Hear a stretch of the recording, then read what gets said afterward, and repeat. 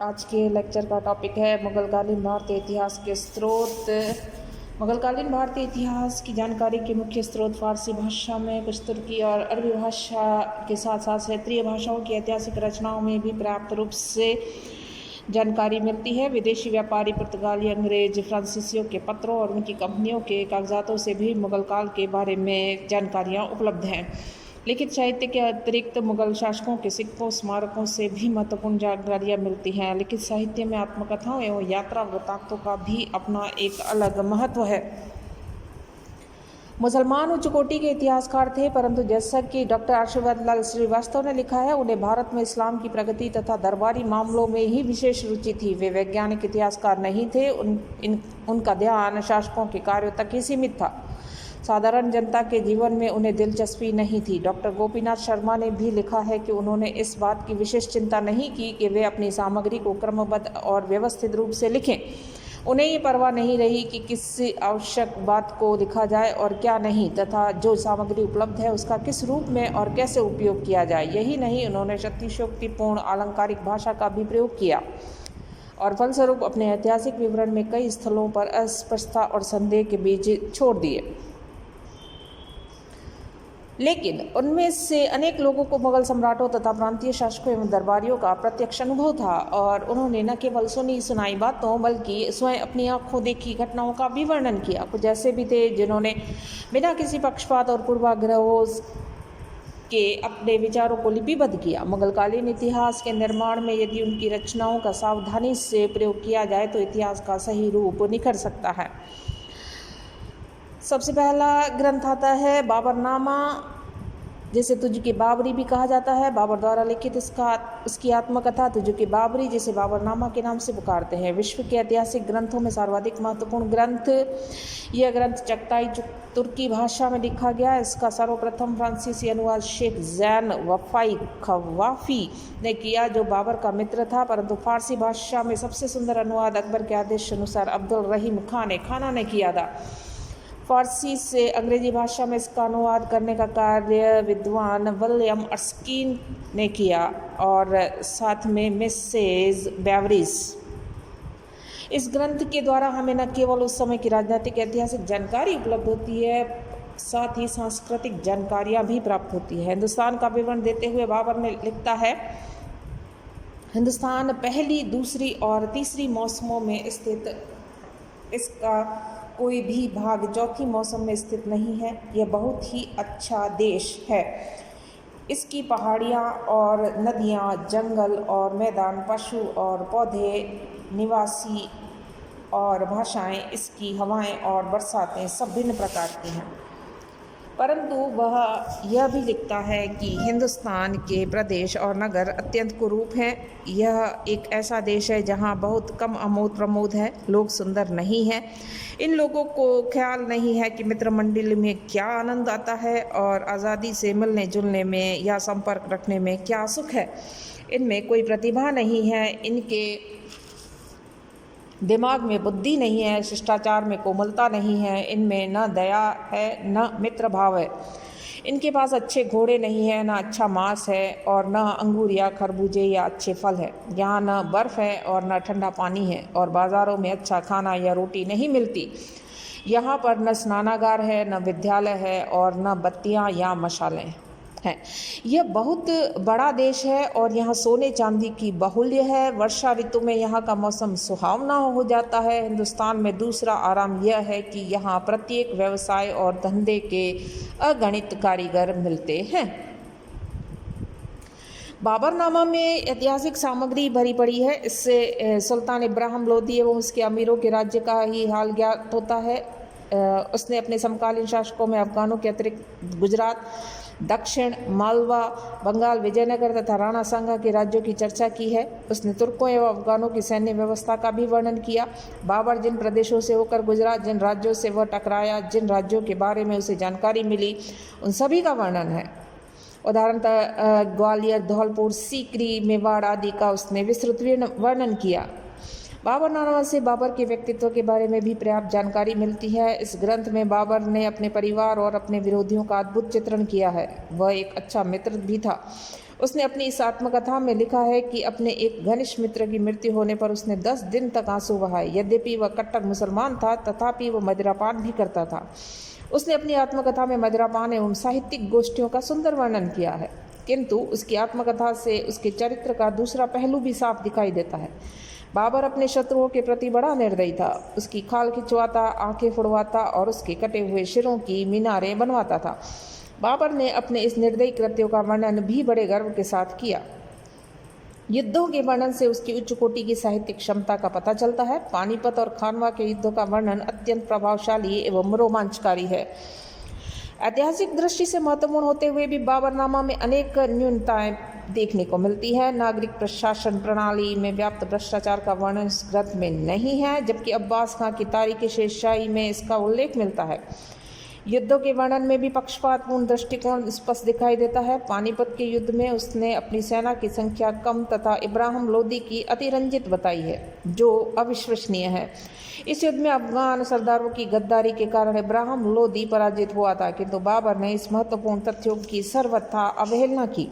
इसी प्रकार राणा सांगा द्वारा बाबर को नियंत्रित करना मनगढ़ंत प्रतीत होता है। खानवा के युद्ध के समय सलहदी तंवर द्वारा किया गया विश्वासघात भी बाबर की विजय में सहायक सिद्ध हुआ था, लेकिन बाबर इस संबंध में भी मौन है।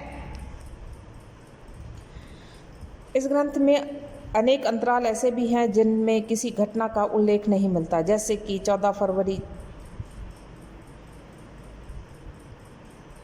1483 से जून 1494 ईस्वी तक, सेकेंड 1503 to 1504 ईस्वी, 1508 से 1519 तक का हाल, 25 जनवरी 1520 से 16 नवंबर 1525 ईस्वी तक, और 3 अप्रैल 1528 से 17 सितंबर 1528, और इसके बाद के दिनों का तो बहुत ही कम विवरण देखने को मिलता है। उपयुक्त न्यूनताओं के बावजूद बाबरनामा की अधिकांश घटनाएं विश्वसनीय हैं, इसलिए इस ग्रंथ के ऐतिहासिक महत्व की उपेक्षा नहीं की जा सकती। डेनिसन रास ने लिखा है, बाबर के आत्मचरित्र की गणना विश्व के युगीन साहित्य में एक आकर्षक एवं रोमांचकारी रचनाओं में करनी चाहिए। श्रीमती बैवरी, जिसने इस ग्रंथ का अंग्रेजी में अनुवाद किया, लिखा, उसकी आत्मकथा उन अमूल्य रचनाओं में है जो सभी युगों के लिए उपयोगी हैं, और उसकी तुलना सेंट ऑगस्टाइन, रूसो, गिब्बन और न्यूटन के आत्मचरित्रों से करनी चाहिए। एशिया में तो वह अपना एकमात्र उदाहरण है। सेकंड आता है तारीख रशीदी। इस ग्रंथ का लेखक बाबर का चचेरा भाई मिर्जा हैदर है। उसने कामरान और हुमायूं के अधीन महत्वपूर्ण पदों पर कार्य किया था और हुमायूं के अनेक युद्धों में सक्रिय भाग लिया। बाबरनामा के अनेक पृष्ठ नष्ट हो गए हैं और कई अंतराल भी हैं। उन वर्षों की घटनाओं के लिए तारीख रशीदी ही एकमात्र प्रमाणित ग्रंथ है। इसके अलावा मिर्जा हैदर ने बाबर के पूर्वजों एवं बाबर से संबंधित अन्य घटनाओं का भी उल्लेख किया। अन्य ग्रंथ 2 भागों में विभाजित। फर्स्ट, इसमें मुगलिस्तान एवं कशगर के मुगल शासकों तुगलक, तैमूर और अबुर्द रशीद के समय तक का इतिहास है। सेकंड, दूसरे भाग में घटनाओं का उल्लेख है जो कि मिर्जा हैदर के जीवन काल यानी 1541 ईस्वी तक घटित हुई। शबानी खां के हाथों पराजित होने के बाद बाबर ने लिखा है कि इस समय मेरी बहन खानजादा बेगम शब्बा खां के हाथों में पड़ गई। बाबर ने अपनी कमजोरी छिपाने का प्रयास किया। मिर्जा ने स्पष्ट शब्दों में लिखा है कि बाबर ने अपने प्राणों की रक्षा हेतु अपनी बहन खानजादा बेगम का विवाह शब्बानी खां के साथ कर दिया। हुमायूं के कनौज के युद्ध और उसके भाइयों के संबंध के इतिहास और कश्मीर तथा तिब्बत के वृत्तांत इस ग्रंथ के उपयोगिता को और अधिक बढ़ा देते हैं। उसमें अन्य घटनाओं जैसे कि कामरान द्वारा कंधार पर विजय, हुमायूं का पलायन, लाहौर में सब भाइयों का एकत्र होना, कामरान का विरोध, मिर्जा हैदर द्वारा कश्मीर विजय आदि का भी वर्णन किया गया। थर्ड है हुमायूं नामा। इस ग्रंथ की लेखिका है हुमायूं की बहन गुलबदन। अकबर के अनुरोध पर उसने इस ग्रंथ की रचना की। विद्वानों का मानना है कि उसने अपनी स्मरण शक्ति के आधार पर बाबर और हुमायूं के शासनकाल की घटनाओं का वर्णन किया, अतः उसके वर्णन में त्रुटियां रहना स्वाभाविक है। फिर भी बाबर के संबंध में उसने जो कुछ लिखा वह काफ़ी महत्वपूर्ण है और हमारी जानकारी को बढ़ाता है। हुमायूं से संबंधित घटनाओं की तो वह प्रत्यक्षदर्शी थी। इस संबंध में रिजवी ने लिखा है कि स्त्री होने के नाते गुलबदन बेगम ने युद्धों का संक्षिप्त विवरण ही दिया है, परंतु उसने मुगल हरम के जीवन तथा हुमायूं के पलायन का रोचक विवरण दिया है। कुछ मामलों में लेखिका ने हुमायूं की कमज़ोरियों पर पर्दा डालने का प्रयास किया, मालदेव के बारे में पक्षपात किया है। कुल मिलाकर ऐतिहासिक दृष्टि से यह ग्रंथ महत्वपूर्ण है। चौथा, तज़किरुल वाक़ियात। इस ग्रंथ का लेखक हुमायूं का निजी सेवक ज़ौहर आफ्ताबची था। उसने भी अकबर के शासनकाल में अपनी स्मृतियों के आधार पर इस ग्रंथ की रचना की। डॉक्टर कानूनगो हुमायूं के शासनकाल के लिए इस ग्रंथ को गुलबदन के हुमायूंनामा से भी अधिक प्रमाणित मानते हैं। इलियट और डाउनसन ने भी लिखा है कि ज़ौहर द्वारा दिए गए ये संस्मरण सच्चाई और ईमानदारी के साथ लिखे हुए इस प्रतीक होते हैं, परंतु ये बात अवश्य है कि हुमायूं की मृत्यु के 30 वर्ष बाद इनका लिखना आरंभ हुआ था। इसलिए इनका यह दावा कि जिन घटनाओं का इनमें वर्णन है तदत और पूर्णतः सही है, पूर्णतः नहीं माना जा सकता। इस ग्रंथ में हुमायूं के राज्यारोहण से लेकर ईरान से उसकी वापसी तथा राज्य प्राप्ति तक का विस्तृत विवरण देखने को मिलता है। पांचवा, कानून हुमायूनी। इसका लेखक गयासुद्दीन मोहम्मद ख्वादमीर है। वह बाबर और हुमायूं के दरबार का एक प्रतिष्ठित विद्वान दरबारी था। हुमायूं के आदेश से उसने इस ग्रंथ की रचना की। इसमें हुमायूं के अधिनियमों, आविष्कारों और भवनों के निर्माण का वर्णन है। इसके अलावा इस ग्रंथ से तत्कालीन सामाजिक एवं सांस्कृतिक जीवन की झांकी भी मिलती है। 6, तारीख़ शेरशाही। इसका लेखक है अब्बास खां सरवानी। वह अकबर की सेवा में नियुक्त था और अकबर के आदेश अनुसार ही इसने इस ग्रंथ की रचना की। अफगानों का संबंध में जितने भी ग्रंथ लिखे गए उनमें तारीख़ शेरशाही सबसे महत्वपूर्ण। इसमें शेरशाह और इस्लाम शाह के समय का विस्तृत विवरण दिया गया। इस ग्रंथ की सबसे बड़ी कमजोरी यह कि लेखक ने घटनाओं की तिथियां नहीं दी। इसके लिए हमें अन्य ग्रंथों का सहारा लेना पड़ता है। एक अन्य दोष एक ही जैसे शब्दों का बाहुल्य, जिससे थकान उत्पन्न होती है। इन कमियों के उपरांत भी सरवानी के इस ग्रंथ की उपेक्षा नहीं की जा सकती। 7, अकबरनामा। इस ग्रंथ का लेखक अकबर का प्रमुख दरबारी अबुल फजल, उसका पिता शेख मुबारक और बड़ा भाई अबुल फैजी भी उसी के समान सुप्रसिद्ध विद्वान व्यक्ति थे। इस विशाल ग्रंथ को 2 भागों में विभाजित किया जा सकता है। प्रथम भाग को भी 2 हिस्सों में विभाजित किया जा सकता है। फर्स्ट ए पार्ट, जिसमें अकबर का जन्म, तैमूरियों की वंशावली, बाबर तथा हुमायूं के राज्य का विस्तृत विवरण है। ब, अकबर के शासनरोहण से लेकर 70वें वर्ष के मध्य तक का हाल। यह भाग 1596 ईस्वी तक पूरा हो जाता है। दूसरे भाग में अकबर के शासनकाल के 70वें वर्ष के मध्य से लेकर 46 वर्ष तक का उल्लेख। अबुल फजल के बाद प्रथम भाग के दोनों हिस्सों को अलग अलग करके नकल किया जाने लगा और उन्हें अकबरनामा भाग 1 और 2 के नाम से पुकारा जाने लगा। दूसरे भाग को तीसरे भाग 3 कहा जाने लगा। इस प्रकार अकबरनामा 3 भागों में विभाजित हो गया। अबुल फजल का प्रमुख दरबारी ही नहीं अपितु उसका घनिष्ठ मित्र तथा सलाहकार भी था। वह तुर्की, अरबी, हिंदी और संस्कृत का विद्वान। उसने राजनीति, नैतिकता, दैनिक आचार विचार, धर्म संबंधी अनेक पत्र लिखे हैं। दर्शन, साहित्य, इतिहास तथा अन्य शास्त्रों का वह मर्मज्ञ विद्वान था। उसकी भाषा जटिल और आडंबरपूर्ण है। अकबरनामा के ऐतिहासिक महत्व पर विद्वानों ने अलग अलग मत व्यक्त किए हैं। स्मिथ के अनुसार इसमें ऐतिहासिक सामग्री उबा देने वाली आलंकारिक भाषा के बोझ में दफनाई पड़ी है और ग्रंथकार, जो अपने नायक का एक लज्जाजनक चाटुकार है, कभी कभी सत्य को छुपा देता है, यहाँ तक कि जानबूझकर विकृत भी कर देता है। फिर भी अकबरनामा अकबर के शासनकाल के इतिहास की आधारशिला मानी जानी चाहिए। मोरले आदि इतिहासकार ने भी अबुल फजल की चाटुकारिता के कारण अकबरनामा की प्रामाणिकता में संदेह व्यक्त किया। इसके विपरीत ब्लॉचमैन का मानना है कि इस प्रकार के दोषारोपण निर्मूल है। वस्तुतः यदि अकबरनामा के शब्दाडंबर को दूर कर दिया जाए तो इसके ऐतिहासिक महत्व के बारे में कोई संदेह नहीं रह जाता। इतिहास के साथ साथ अकबरनामा में से समकालीन राजनीति पर भी प्रकाश पड़ता है। प्रत्येक महत्वपूर्ण घटना के साथ छोटी छोटी प्रस्तावनाएं दी गई हैं। इस ग्रंथ से अकबर के धार्मिक विचारों और नीति के बारे में पर्याप्त जानकारी मिलती है। अबुल फजल से विभिन्न स्रोतों का अध्ययन करके अपने ग्रंथ की रचना की थी, जिसकी वजह से अकबरनामा एक प्रामाणिक ग्रंथ बन गया। सबसे बड़ी बात तो यह है कि उसकी लेखनी में अन्य मुस्लिम इतिहासकारों की भांति धार्मिक कट्टरता अथवा सांप्रदायिक विद्वेष की भावना देखने को नहीं मिलती।